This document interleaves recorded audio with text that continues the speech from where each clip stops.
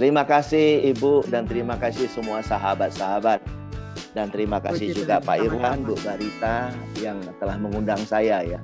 Ya, terima kasih atas kesempatan yang diberikan kepada saya. Ya, morning brother. Ya, oh thank you Pak Irwan. Anda di tempat ya. Ya, thank you so much. Ada Bapak Ibu sekalian, saya diminta untuk bicara dua hal. Satu hari ini, kemudian nanti tanggal 12 ya, 12 November ya, itu kita bicara yang ada hubungannya dengan yayasan dan ada hubungannya dengan kebangsaan, ada generasi. Nah, hari ini saya diminta untuk bicara dan saya pikir saya nggak tahu, in my mind itu keluar Man Center and Christ Center. Mengapa topik ini tiba di pikiran saya? Saya pikir ini sangat esensi dari pengalaman pribadi saya di dalam kehidupan saya pribadi. Bisa membedakan apa itu Man Center and then apa itu Christ Center. Ini sangat esensi di dalam kehidupan kita sebagai anak-anak Tuhan, sebagai hamba Tuhan, terutama hamba Tuhan ya, terutama hamba Tuhan. Saya juga banyak diskusi kepada sahabat-sahabat yang lain, termasuk orang-orang STT ya, tentang hal ini gitu. Nah, nanti coba kita lihat. Dan kalau, mohon maaf Bapak Ibu sekalian, kalau nanti Bapak Ibu mendapati ada perbedaan, ya jangan dianggap ini menjadi polemik, tetapi mari renungkan. Hopefully ada rekamannya nanti, Bapak Ibu bisa renungkan, pelajari lagi, check and recheck to the Bible, ayat-ayatnya, kemudian kira-kira apa. Mohon maaf karena kita selama ini sudah termapping di kepala kita dengan pengajaran-pengajaran yang selama ini sudah kita terima ya, baik itu dari sekolah teologi ya, maupun dari gereja, dari pendeta kita, dari mentor kita. Tetapi kita lupa check and recheck again ya, menggali lagi, konfirmasi, tanya Roh Kudus, tanya Tuhan, apa sih ini, kira-kira begitu ya. Oke, baiklah, saya akan memulai dengan paparan ini. Saya akan share my screen ya. So, pagi ini topik kita adalah Man Center versus Christ Center. Ya. Oke.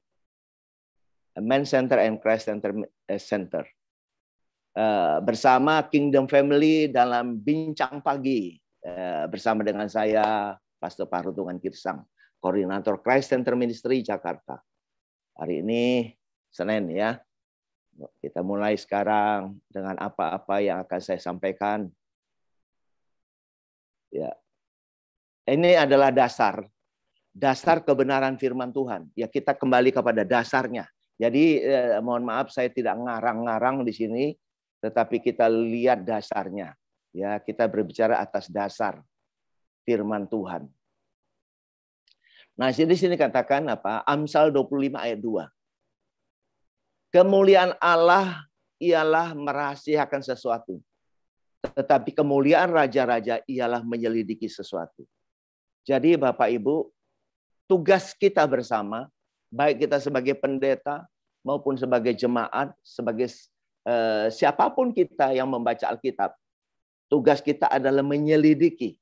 Bukan cuma modalnya dengar dari orang lain, tidak. Tapi kita harus menyelidiki. Karena kemuliaan Allah ialah merahasiakan. Jadi ada rahasia yang harus kita selidiki. Karena ingat Bapak Ibu, bahasa Alkitab menggunakan bahasa-bahasa perumpamaan. Ya, bahasa-bahasa simbol. Nah, ini yang harus kita selidiki. Tidak bisa kita baca itu semua literal. Mohon maaf. Tidak bisa kita baca literal kemudian kita ambil seperti itu. Ya, nggak bisa. Ingat Bapak Ibu sekalian, murid-murid Yesus juga pernah komplain kepada Yesus. Dia berkata begini, Tuhan, mengapa engkau berbicara menggunakan bahasa perumpamaan? Kami nggak ngerti Tuhan. Nah, ini ada perkataan gitu. Akhirnya pada satu titik, Yesus Kristus harus membuka pikiran murid-muridnya sehingga mereka mengerti kitab suci. Nah, demikian juga dengan Nikodemus ya, yang bahasanya sama dengan bahasa Tuhan Yesus. Tapi dia tidak mengerti makna dari lahir baru, lahir kembali, tidak mengerti. Jadi kita perlu menggali, meneliti betul ya Bapak Ibu. Sehingga kita tahu apa yang Tuhan mau Bukan apa yang tertulis seperti itu dan kita artikan seperti itu. Tidak seperti itu juga. Ada yang bisa dipahami seperti itu, ada yang tidak. Untuk itu kita betul-betul harus menggali and then mendiskusikan sesama sahabat, teman untuk mendapatkan klarifikasi kira-kira apa. Ya, yang paling baik adalah diskusinya sama Tuhan Yesus. Ya. Nah, kemudian Kolose 1 ayat 27 kan katakan, kepada mereka Allah mau memberitahukan betapa kaya dan mulianya rahasia itu di antara bangsa-bangsa lain. Yaitu apa? Kristus ada di tengah-tengah kamu. Christ in you, the hope of glory. Kristus yang adalah pengharapan akan kemuliaan. Ini nggak bisa ditawar-tawar. Jadi rahasia yang telah dinyatakan di tengah-tengah bangsa-bangsa. Apa? Christ in you. Nah, kalau kita bilang Christ belum di dalam kita, ya berarti kita bertentangan dengan kitab suci. Karena kitab suci berkatakan Christ in you. Kristus ada di dalam saudara dan saya, ada di dalam kita sebagai tubuh Kristus. Nah, ini sudah nyata ayatnya. Ya. And then next, ya. Kemudian Kolose 2 ayat 2. Supaya hati mereka terhibur dan mereka bersatu dalam kasih. Sehingga mereka memperoleh segala kekayaan dan keyakinan pengertian. Dan mengenal rahasia Allah, yaitu Kristus. Jadi rahasia Allah ternyata Kristus, Bapak Ibu Saudaraku. Jadi ini penting sekali. Rahasianya Kristus. Nah, maka kita perlu mengenal siapa Kristus itu yang sesungguhnya. Walau kita tahu dia adalah Tuhan dan Juru Selamat. Tapi itu saja nggak cukup. Sepertinya tidak cukup. Kita harus mengenal lebih dalam. Sesuai dengan Matius 13 ayat 23 katakan. Kita seperti tanah yang subur. Manakala ditaburi firman, kita mengerti. And then apa? Berbuah 100 kali lipat. 60 kali lipat, 30 kali lipat. Jadi kata berbuah bukan diartikan penginjilan, membaptis orang, bukan. Berbuah di sini adalah mengenal Kristus lebih dalam, lebih dalam, lebih dalam. Sehingga sempurna pengenalan kita. Penginjilan perlu, yaitu itu dampak berikutnya. Tapi pengenalan akan Kristus, the most important in our life. Ini penting sekali. And then, Kolose 2 ayat 16 berkata, karena itu janganlah kamu biarkan orang menghukum kamu mengenai makanan dan mengenai minuman, mengenai hari raya, mengenai bulan baru, ya, hari besar misalnya hari Sabat, tidak, ya. Sebab apa? Semuanya itu. Jadi semuanya itu yaitu tentang makanan, tentang hari-hari, hari raya, hari besar, itu semua bayangan. Semuanya bayangan. Dari apa yang akan datang.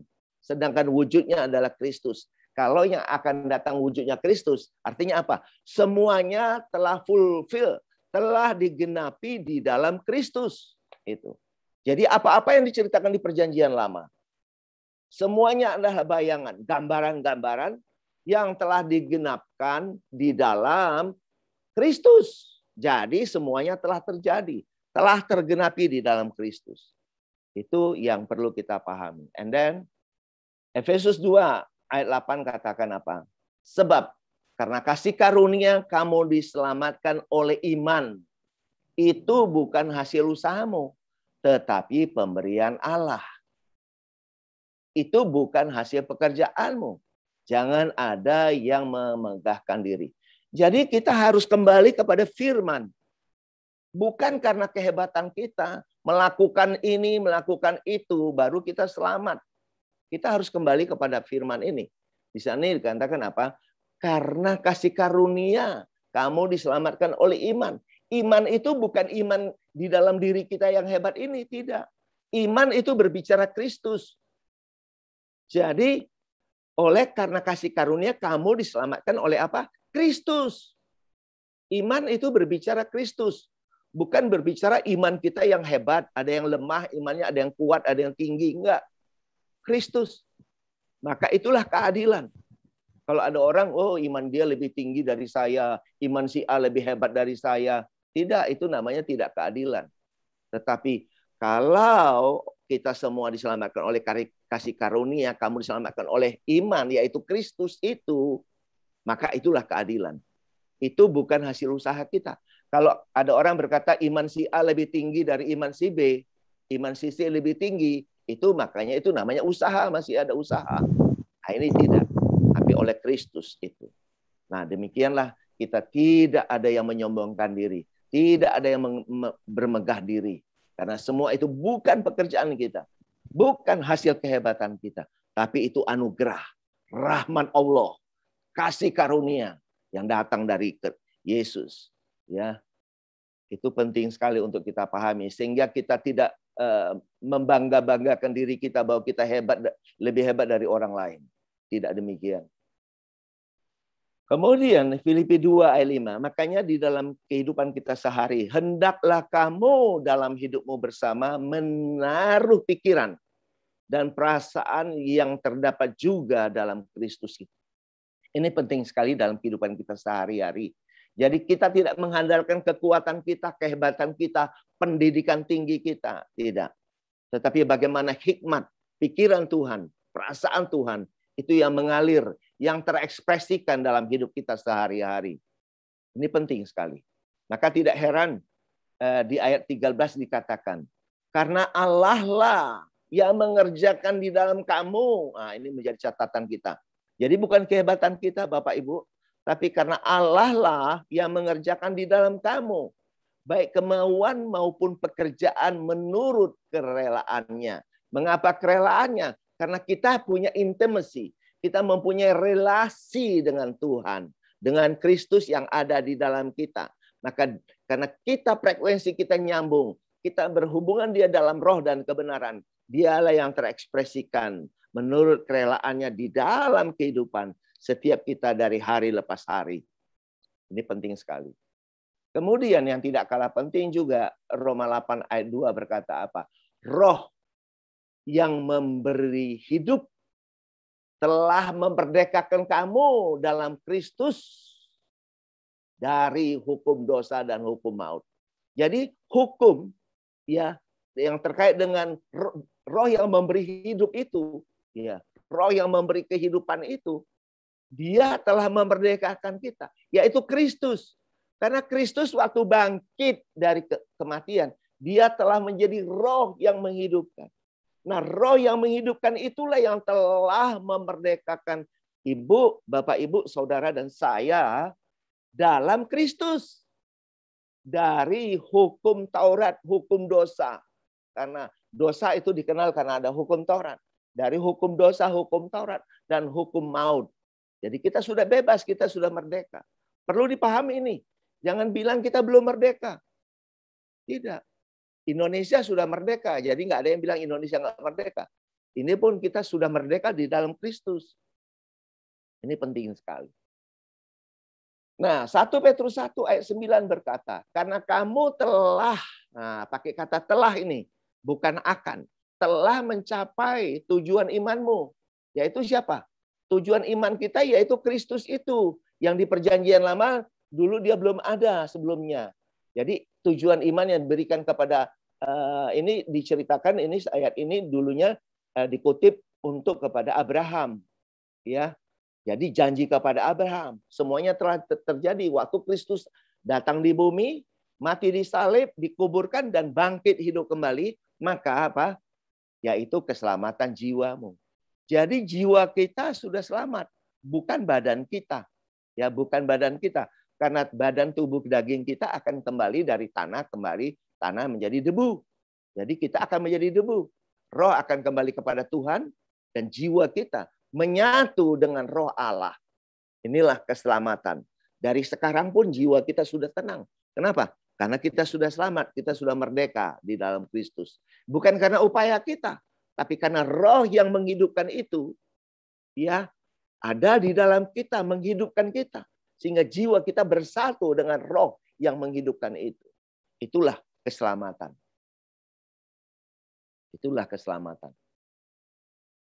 Kemudian ayat berikutnya berkata, nah ini penting juga. Jadi tidak ada yang kita menyombongkan diri kita. Dia katakan apa? Sebab aku telah mati oleh hukum Taurat untuk hukum Taurat, supaya aku hidup untuk Allah. Aku telah disalibkan dengan Kristus. Jadi kita ini telah mati. Inilah yang dikatakan di luar sana, ya Paulus berkata apa? Mati adalah keuntungan, hidup adalah Kristus. Mati adalah keuntungan, bukan kita digorok lehernya, dipancung lehernya keuntungan, bukan. Itu kerugian namanya. Tapi keuntungan itu ya ini, kita telah disalibkan bersama Kristus di kayu salib. Ya, kita telah mati bersama Kristus. Itulah keuntungan. Bahkan kita dikatakan lebih dari pemenang. Bukan hanya keuntungan, lebih daripada pemenang. Nah, inilah yang keuntungan itu, ya. Jadi keuntungan ini adalah mati bersama Kristus. Ya, bukan mati dipancung, bukan. Tolong dipahami baik-baik. Kemudian juga kita lihat, namun aku hidup. Tadi kita sudah mati bersama Kristus, tapi kita hidup. Tetapi bukan lagi aku sendiri yang hidup, melainkan Kristus yang hidup di dalam aku. Jadi bertambah jelas ya Bapak Ibu, Kristus yang hidup di dalam Bapak Ibu, saudara dan saya. Bukan kita lagi. Nah kalau kita yang hidup, berarti itu man center kita. Tapi kalau Christ yang hidup, Christ center. Kristus yang hidup dalam kita. Ya Christ center. Bukan kita lagi yang hidup. It's not me anymore. The end of me. Aku telah berakhir, Kristus yang hidup. Ini penting sekali. Sehingga tidak ada seorang pun di antara kita yang menyombongkan diri, kita hebat atau apapun. Nah, Ibrani 10 ayat 10 katakan. Dan karena kehendaknya, nah jadi kehendak Kristus, ya apa? Kehendak Kristus inilah kita telah dikuduskan satu kali untuk selama-lamanya oleh persembahan tubuh Kristus. Jadi kita telah kudus. Jadi kalau ada orang yang berusaha hidup kudus, aku berusaha hidup kudus, itu namanya man center. Man center, itu disebut man center. Tapi kalau kita mau kudus, harus ada di dalam Kristus itu. Kita peganglah Kristus, ada di dalam Kristus. Aminkan firman yang hidup, kita ada di dalam Dia. Dan kita aminkan itu, kita sudah kudus di dalam Dia. Maka ekspresi kekudusan itu mengalir di dalam kehidupan kita. Tapi bukan karena upaya kita.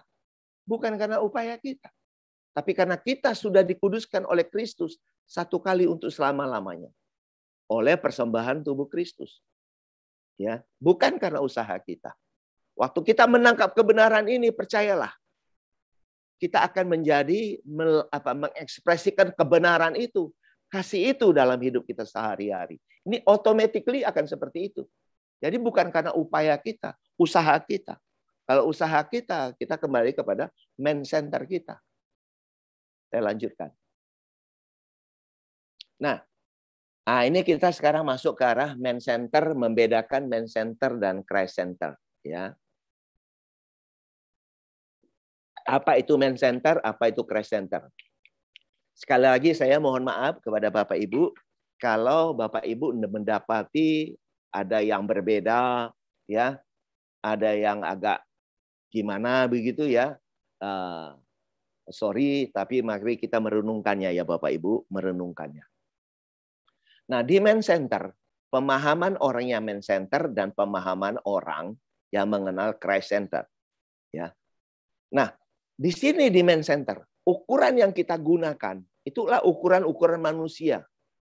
Lahir baru dalam Yesus, tapi masih di tahap organisasi. Ya, organisasi. Kalau kita di sini di Christ center, lahir baru dalam Kristus. Yaitu realita Kristus. Menjadi manusia ilahi. Karena 2 Korintus 5 ayat 17 katakan, siapa yang ada di dalam Kristus, dia menjadi ciptaan baru. Jadi realita Kristusnya ada. Bukan realita Kristus yang nanti. Bukan. Saya ada di dalam Kristus. Maka saya menjadi ciptaan baru.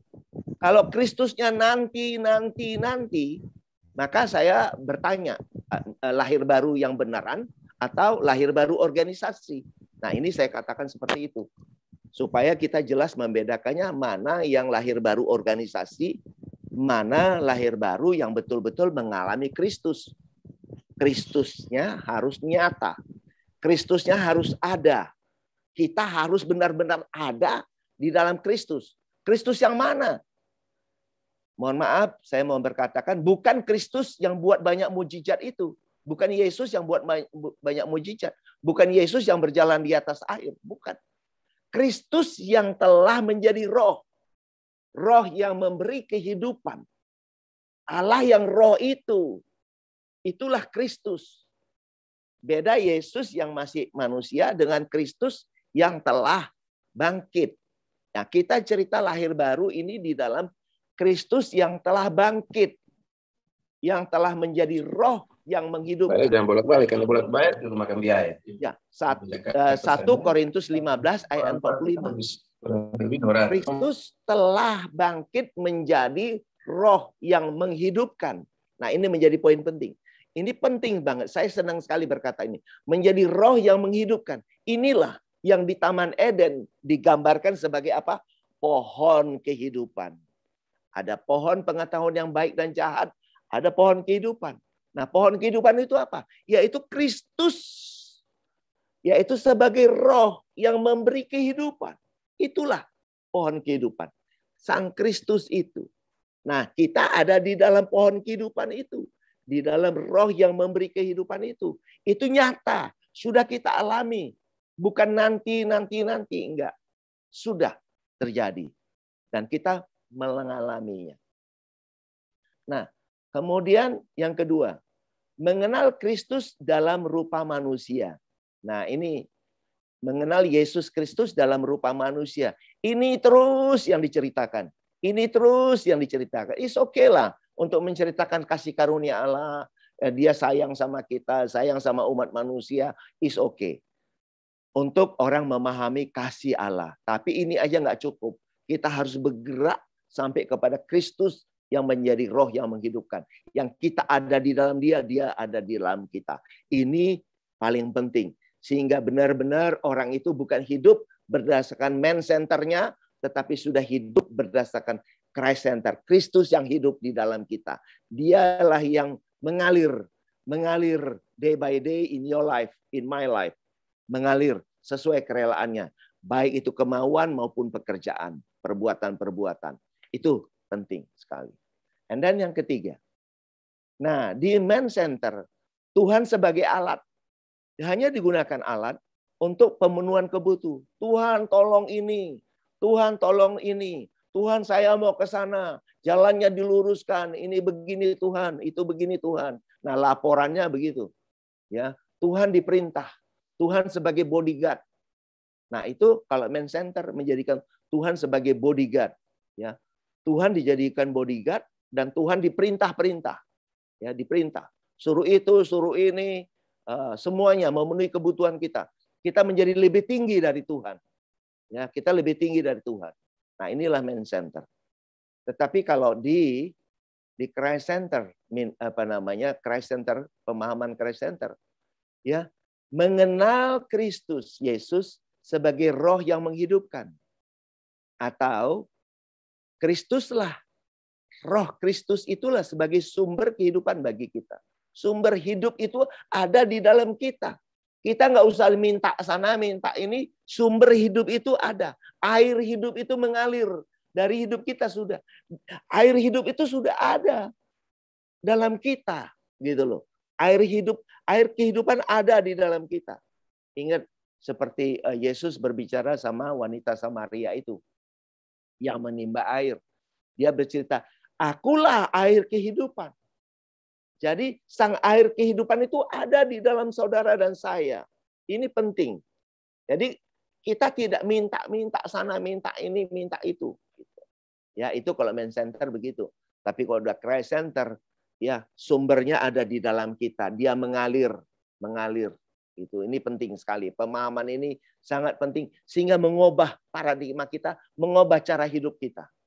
Ya, saya bisa berkata begini, Bukan karena ini, karena saya mengalaminya pribadi. Saya mengalami pribadi hal ini. Sehingga saya bisa bercerita seperti ini karena saya mengalami perubahan dari man center menjadi Christ center. Dulu saya juga sama, man center. Ya, dulu saya posisinya di man center. Sekarang saya ada di Christ center ini. Kemudian kita dulu di man center itu bercerita mujizat dan berkat sebagai indikator yang diberkati, ya, bahwa kita manusia diberkati dan manusia yang dipenuhi Roh Kudus. Kita sering berkata begitu, ya.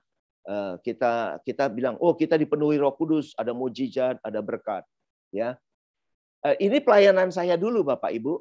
Pelayanan saya dulu itu pelayanan pelepasan, ngusir setan, kesembuhan, itu dulu.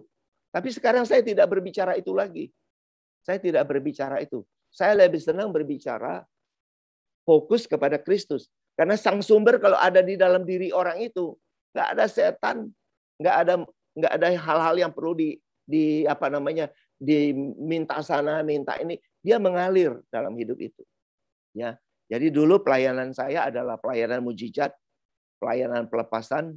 Ya, itu dulu yang saya sering kemana-mana berkata.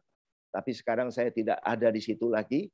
Ya, itu bagian kecil dari pelayanan fokus kepada Kristus. Ini penting sekali. Baru berikutnya adalah apa? Hidup dalam kasih karunia. Ya, relasi kita kepada Tuhan apa? Dalam roh dan kebenaran. Ini penting sekali. Dia berkata pada wanita Samaria itu, ya, jangan lagi kamu menyembah Tuhan di gunung, ya, menyembah di sana, menyembah di sini, gitu ya, ke Yerusalem. Enggak. Sembahlah Allah dalam roh dan kebenaran. Karena Allah itu roh. Nah, ini dahsyat sekali. Jadi kita nggak terlalu diberatkan ya, Bapak Ibu. Make it easy everything gitu. Mudah dibuat ya. Tuhan nggak gila. Gila disembah-sembah terus. Tuhan itu nggak gila disembah sebetulnya. Maka dia bilang sembahlah dalam roh dan kebenaran. Kalau di perjanjian lama ya Tuhan seperti itu. Kita capek kali dibuatnya. Kalau di perjanjian baru sudah enggak begitu. Karena itu hukum Taurat yang menghendaki melakukan berbagai macam ritual di bait suci Allah. Nah, sekarang kita lanjut. B. Nah, man center. Fokus kepada diri sendiri. Dan berusaha melakukan firman Tuhan melalui perbuatan-perbuatan. Berusaha hidup kudus, berusaha hidup benar, berusaha hidup baik, melakukan doa puasa, berusaha mengasihi, dan lain-lain. Tapi ini semua dengan catatan apa? Menggunakan pola cara-cara hukum Taurat. Atau bahkan mencampur adukkan antara Taurat dan Injil. Nah ini, jadi artinya manusianya berusaha. Aku berusaha. Ya, kita yang berusaha. Nah kita melihat bahwa diri kita ini, wah aku rohani nih. Orang paling rohani seperti itu. Ya kita dilihat ini begini berbuatan ini kita perkatakan seperti itu terus ya. Ini sebetulnya masih tahap man center. Tapi pada tahap Christ center, Kristus yang melakukan melalui kita. Mengalir kasih dan kebenaran. Sedangkan perbuatan-perbuatan baik ya, karya terbaik adalah suatu kewajiban dalam hidup. Jadi orang Buddha juga baik, berbuat baik. Orang Hindu juga berbuat baik. Orang ateis juga baik. Saya punya teman orang ateis. Mereka baik. Bahkan lebih baik dari saya. Ya, lebih baik dari saya. Tapi bukan itu. Jadi perbuatan baik itu bagus. Tapi itu adalah kewajiban setiap orang. Ya, kewajiban setiap kita. Bukan itu kita promosikan supaya Tuhan sayang kita. Enggak. Kita berdosa pun Tuhan sudah sayang kita. Ini harus kita pahami. Jadi kalau kita melakukan hal-hal baik itu memang naturalnya harus begitu. Orang yang dikasihi Tuhan itu harus begitu gitu. Ya memang begitu gitu. Kemudian ini penginjilan adalah program. Ya. Nah, ini mohon maaf Bapak Ibu sekalian agar Tuhan cepat datang kembali. Ini banyak yang berkata gitu. Kita perlu melakukan penginjilan agar Tuhan cepat datang kembali. Bapak Ibu, saya mau katakan tidak pernah tuntas pengajaran penginjilan kemana-mana. Karena bayi lahir terus Bapak Ibu. Bapak Ibu menginjili orang tuanya, bayinya lahir. Begitu bayi lahir, bisa aja dia menjadi ateis. Menjadi yang lain. Menjadi penjahat, bisa aja. Jadi, kalau kita berkata seperti itu, pasti kita gagal dan gagal. Ya, penginjilan adalah program agar Tuhan cepat datang kembali. Ini. Kenapa? Karena ini menurut saya ini kurang pendalaman. Kita harus mendalami. Kalau Bapak Ibu berdasarkan kitab Matius 28 ya, ayat 19 dan 20. Kabarkanlah Injil ke seluruh penjuru. Jadikan seluruh bangsa muridku. Baptislah mereka dalam nama Bapa, Anak, dan Roh Kudus. Aku menyertai kamu sampai akhir zaman. Itu sudah digenapi. Kalau buka nanti Ibu Barita, coba Ibu Barita bacakan Roma 10, apakah itu sudah digenapi enggak oleh para rasul. Karena perintah amanat agung itu kepada para rasul pada saat itu. Tolong baca Roma 10 ayat 18. Roma 10 ada, ayat ya? 18. Ya, 18. Tetapi aku bertanya, adakah mereka tidak mendengarnya? Memang mereka telah mendengarnya. Suara mereka sampai ke seluruh dunia, dan perkataan mereka sampai ke ujung bumi. Nah, jadi para rasul sudah menggenapkan amanat agung. Jadi gitu, ini penting sekali pemahamannya. Sehingga kita itu adalah tugas diberikan kepada para murid waktu itu. Karena apa? Nah, kita harus ngerti itu. Karena waktu itu masa transisi, ya, antara tahun 33 waktu Yesus mati di kayu salib sampai terjadinya akhir zaman. Sampai kehancuran bait suci Allah di tahun 70. Itulah masa transisi orang Yahudi waktu itu supaya renewing mind. Supaya berubah dari pemahaman hukum Taurat kepada kasih karunia, kepada Kristus. Itu tujuannya. Maka telah dicapai itu, maka terjadilah akhir zaman. Saya sudah pernah ceritakan akhir zaman itu adalah akhir dari zaman praktek-praktek hukum Taurat. Akhir dari penyembelihan binatang. Akhir dari paradigma menempatkan Tuhan di ruang Maha Kudus karena Allah sudah Maha hadir. Ya, Dia hadir. Ada sekarang di mana-mana, ya. Itu yang di zamannya yang diakhiri itu. Jadi aku menyertaimu sampai akhir zaman. Aku menyertaimu sampai keruntuhan bait suci Allah di tahun 70 Masehi. Jadi itu sudah selesai. Sekarang kita hidup di dalam zaman kasih karunia. Zaman langit baru, bumi baru. Kita berinteraksi dalam roh dan kebenaran. Kristus yang hidup di dalam kita. Itu. Nah, inilah yang perlu kita beritakan apa? Christ in you, Christ in you. Yang perlu kita beritakan kepada banyak orang. Supaya apa? Ini dia. Supaya kita ini, setiap kita rindu. Setiap orang, ya, setiap orang yang kita ketemuin, setiap orang kemanapun yang kita temuin, agar mereka renewing mind. Renewing mind, apa? Mengenal dan menghidupi Kristus. Ini poin pentingnya adalah renewing mind, mengenal Kristus, menghidupi Kristus. Ini yang penting. Ya, kalau zaman dulu bertobat itu Yohanes Pembaptis, Yesus ngomong, murid-murid Yesus ngomong pertobatan, ya, metanoia, renewing mind apa? Supaya meninggalkan hukum Taurat, percaya kepada Kristus sebagai Injil Kristus, kerajaan Allah, gitu ya. Itu kira-kira. Jadi itu setelah digenapi, ya. Kemudian mengharapkan dapat mahkota. Nah, ini mengharapkan dapat mahkota. Nah, kalau orang yang sudah di Christ Center, dia tidak mengharapkan dapat mahkota karena kita sudah bersatu dengan Kristus, gitu ya. Kemudian di Man Center juga percaya selamat. Percaya selamat. Kamu percaya selamat? Percaya. Saya sudah selamat, tapi saya masih berdosa. Saya masih merasa berdosa. Kan aneh kan? Sudah selamat, tapi merasa masih berdosa. Nah, ini kan kontradiksi kan? Kalau di Christ Centered, dia percaya. Fokus kepada Kristus. Dosa sudah selesai. Jadi, kita tidak berdosa lagi. Kita nggak punya dosa. Dosa kita sudah diselesaikan satu kali untuk selama-lamanya. Oleh persembahan tubuh Kristus. Sudah selesai. Jadi saya sekarang ini pernah ngomong saya orang berdosa. Dulu saya nggak ngerti. Dulu ditantang di gereja. Ayo, siapa nggak berdosa? Nggak ada yang berani. Takut. Ya, takut bilang nggak berdosa. Ya, karena kita hidup man center. Tapi waktu kita fokus kepada Kristus, maka kita tahu kita tidak berdosa. Ini penting sekali. Ini penting sekali, Bapak Ibu. Kemudian saya lanjut terakhir ini ya. Yang terakhir. Uang, ya uang, money ini penting. Uang sebagai alat untuk memperkaya. Nah, ini banyak ini enggak rahasia, dan memperluas kerajaannya sehingga dikagumi banyak orang, ya. Jadi uang di man center itu digunakan untuk memperkaya diri dan memperluas kerajaannya.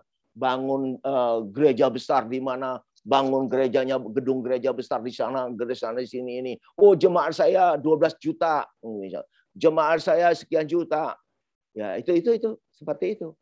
Jadi supaya dikagumi banyak orang. Tapi ditanya kenal nggak dia sama jemaatnya? Belum tentu kenal dia. Cuma jemaatnya aja yang tahu nama dia. Tapi dia kenal nggak sama jemaatnya? Nggak kenal dia. Nggak kenal. Seperti gembala mengenal domba-dombanya. Ya, ini yang udah begereja besar belum tentu dia mengenal domba-dombanya. Ya. Nah, sedangkan di Christ Center uang adalah sebagai alat untuk membangun fellowship, membangun komunitas yang Yang renewing mind, pembaharuan pikiran. Sehingga mereka mengalami kesempurnaan di dalam Kristus itu. Mereka sadar, tahu, sampai mereka tahu, oh, Kristus ada di dalam aku ada dalam Kristus. Oh, aku sudah hidupi dia. Dia yang hidup dalam aku. Aku nggak tunggu-tunggu, tapi aku menghidupi dia di dalam hidup saya. Nah, itulah Christ Center. Kemudian di man center itu mengharap di rapture. Mengharap diangkat ke awan-awan yang permai, ya.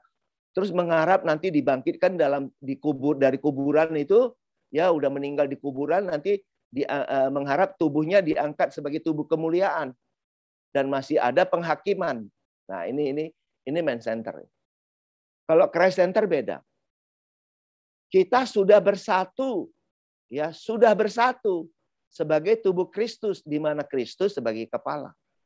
Jadi kita sudah bersatu. Bukan badan kita ini, tapi manusia baru kita. Kita bercerita sudah manusia baru kita. Dalam 2 Korintus 5 ayat 17 dalam bahasa sehari-hari. Siapa yang sudah bersatu dengan Kristus, dia menjadi ciptaan yang baru sama sekali. Siapa yang ada di dalam Kristus, dia menjadi ciptaan baru. Jadi sudah bersatu dengan Kristus dalam dimensi manusia ilahi, manusia rohani. Nah, ini penting sekali. Ya. Kemudian, nah di sini di man center, Kristus masih di luar, Kristus masih di langit, Kristus masih di atas sana, di langit sana. So belum bersatu, ya. Jadi Kristus masih belum, Yesus masih di langit, ya, masih di luar, ya. So belum bersatu. Tapi aneh, percaya sebagai tubuh Kristus. Kristus sebagai kepala, ya diomong juga. Tapi Yesusnya belum datang gitu. Tapi merasa sudah bersatu sebagai tubuh Kristus dan Kristus sebagai kepala. Nah, ini kontradiksi. Nah, mari coba tolong direnungkan. Ya, ini renungkan baik-baik. Ya, dulu saya ada di posisi sana, dulu seperti itu. Nah, sekarang enggak lagi ya, Bapak Ibu. Jadi Kristus masih di luar, ya. Padahal coba Bu, tolong bacakan Bu Barita 2 Korintus 13 ayat 5. 2 Korintus 13 ayat 5. Ujilah dirimu sendiri, apakah kamu tetap tegak di dalam iman. Selidikilah dirimu, apakah kamu tidak yakin akan dirimu bahwa Kristus Yesus ada di dalam diri kamu. Sebab jika tidak demikian, kamu tidak tahan uji. Nah, ayat itu jelas bahwa Yesus Kristus ada di dalam diri kamu. Kalau tidak, kamu tidak tahan uji, maka kita mengandalkan man center kita. Jadi kita man center terus. Kenapa? Karena kita tidak tahu bahwa Kristus ada di dalam kita. Gitu. Ya, ujilah dirimu sendiri. Apakah engkau tidak tegak dalam iman? Selidikilah dirimu, apakah Kristus Yesus ada enggak dalam dirimu? Kalau enggak, kamu tidak tahan uji. In English they say that if Christ is not in you, you are disqualified. You are disqualified. Diskualifikasi kita. Kalau Kristus nggak ada dalam kita, maka kita man center jadinya. Ini penting sekali. Kemudian, Bapak Ibu, akhir zaman masih dinanti-nanti. Nah ini man center, ini akhir zaman masih nanti. Pada akhir zaman dalam perspektif Tuhan, dalam definisi Tuhan, itu adalah kehancuran bait suci Allah yang ada di Yerusalem. Ya, itu hancur. Itulah mengakhiri zaman diberlakunya hukum Taurat. Relasi Tuhan yang diatur oleh ritual-ritual hukum Taurat dengan penyembelihan binatang sudah selesai. Tuhan nggak ada di ruang Maha Kudus lagi. Sudah selesai. Zamannya sudah selesai. Dan itu berlaku general. Karena di dunia ini banyak orang menempatkan Tuhan ada di satu tempat. Bahkan mereka memberi persembahan, ada ke laut, ada ke gunung, ada memberi persembahan macam. Itu semua sudah selesai. Zaman itu sudah selesai. Sekarang zaman kasih karunia. Hidup di dalam Kristus. Di dalam langit baru, bumi baru. Nah kemudian, kita di sini apa? Di Christ Center. Sudah selamat. Dan sudah merdeka. Telah merdeka di dalam Kristus. Tidak dihakimi. Tidak ada penghakiman lagi. Kita adalah sudah selamat, sudah bebas. Kita tidak akan dihakimi. Nah, ini perbedaannya. Kemudian di sini, sorga adalah suatu tempat di atas, di langit. Sorga masih ditunggu-tunggu di langit sana. Padahal kita telah bersama Kristus. Efesus 2. Tolong Bu, Efesus 2 ayat 6 Bu. Efesus 2 ayat 6. Efesus 2 ayat 6. Dan di dalam Kristus Yesus, Ia telah membangkitkan kita juga dan memberikan tempat bersama-sama dengan Dia di sorga. Jadi telah, bukan akan, bukan nanti kan Bu? Telah. Kita telah dibangkitkan bersama Kristus dan ditempatkan bersama Kristus di sorga. Sorga itu di mana? Kalau bahasa Inggrisnya Ibu bisa baca nggak sih bahasa Inggrisnya Bu? Ada nggak? Ibu punya nggak bahasa Inggrisnya? Nggak ada. Pak Surbakti punya nggak bahasa Inggrisnya Pak Surbakti? Efesus 2 ayat 6. Oke, ya. Efesus 2 ayat 6 ya. Ya, bahasa Inggrisnya. Baca.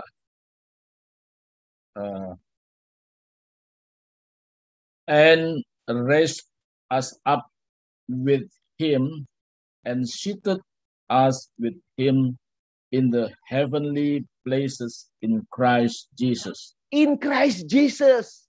Jadi sorga itu di mana? In Christ Jesus. Ya, in Christ Jesus. So we sit together with him in heavenly places in Christ Jesus. Jadi jangan lihat sorga yang itu ini. In Christ Jesus. Jadi sorga ada di mana? Di dalam Kristus. Kristus yang mana? Kristus yang roh yang menghidupkan itu. Bukan Kristus yang berjalan di atas air. Itu sudah selesai. You understand, Bu? Ya, ini dahsyat. So in heavenly places in Christ. In Christ. Is not above di sana. No. So kita sekarang sudah bersama Kristus. Oke. Saya kira ini penting sekali Bapak Ibu. Nah, thank you ya untuk apa kita semua. Christ in you, ya, the hope of glory. Bapak Ibu kalau Bapak Ibu di sini di Kingdom Family kurang orang untuk jadi pembicara. Yang hadir hari ini ada yang bernama Pak WP di situ, Pak Wilson pribadi. Demikian juga ada Torang Girsang di situ. Dia juga pendeta itu Torang Girsang di Medan. Silakan mungkin bisa di invite untuk jadi pembicara ya. Demikian Bapak Ibu, saya sekali lagi mohon maaf seandainya ada hal-hal yang kita dianggap berbeda ya. Kalau ada perbedaan saya mohon maaf, tapi itulah proses ya. Proses pemahaman saya dari saya dulu Man Center sampai bergerak menjadi Christ Center. Saya juga dulu ada di Men Center, Bapak Ibu. Ya, sekarang bergerak menjadi Christ Center. Tapi itu proses renewing mind. Ya, jadi memang butuh waktu, butuh pemahaman, butuh pembelajaran lagi. Terima kasih untuk sahabat-sahabat sekalian. God bless kita semua. Ya, terima kasih Bapak Pendeta Laksma TNI Purnawirawan Dr. Insinyur Paruntungan Girsang MSc MA. Luar biasa pemaparannya, saya jadi bingung. Jadi Men Center versus Christ Center. Wow, luar biasa. Selamat datang dan bagi Bapak Ketua Christ Center Ministry, Bapak Wilson pribadi, dan juga Bapak Torang Girsang. Terima kasih. Ya, pasti kami akan jadwalkan untuk boleh melayani Kingdom Family Ministry. Ya, Bapak memang Men Center, Bapak tulis renungkan untuk bisa berpindah ke Christ Center. Ini waktu saya dengarkan, wow, luar biasa.